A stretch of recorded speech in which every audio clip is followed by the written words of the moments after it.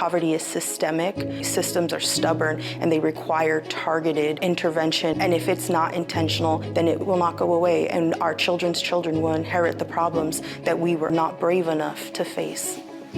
Traditional economic development is often centered around business with little input from the folks that actually are impacted. We're going to continue to have poverty in those places if we don't do economic development differently. Inclusive economic development means you've got to talk to the people who are closest to the challenges that they find themselves in. That means we've got to talk to young people. We must also talk to community residents. What kind of community do they want to live in? Inclusivity in the process means that you're having conversations with the community and the community residents every step of the way, not only as part of your planning, but also as part of your implementation. We have to create opportunity that helps people imagine something different. Many people are in the jobs that they are because of life circumstances. They had to go into that space. It was the only thing that was available to them.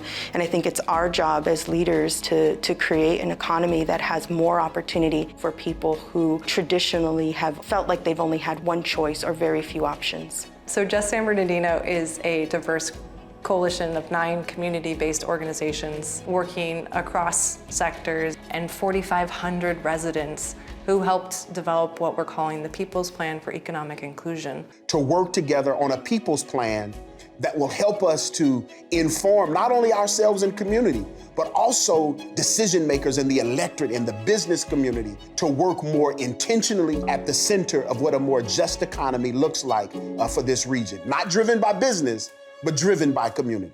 Iego is very focused on workers and women and students, and how do we create more meaningful engagement with some of those folks too. So it's organizations, but at the end of the day, we are about listening to what the community needs. This is a strategy where if we get this right, we're going to be transforming people's lives. There are some major opportunities if we're intentional about moving this region to become more inclusive. Find a way to drive real industry in technology. Why can't Tesla come here? Why can't Apple or Google come to the area? Certainly in our educational system, how do we teach our young people how to literally run their own logistics companies in the region? And then most importantly, I think we've got to do a better job with our elected officials and become more civically engaged in this region and informing the population of how decisions are actually being made on their behalf that's not including them, which means it's not inclusive at this time.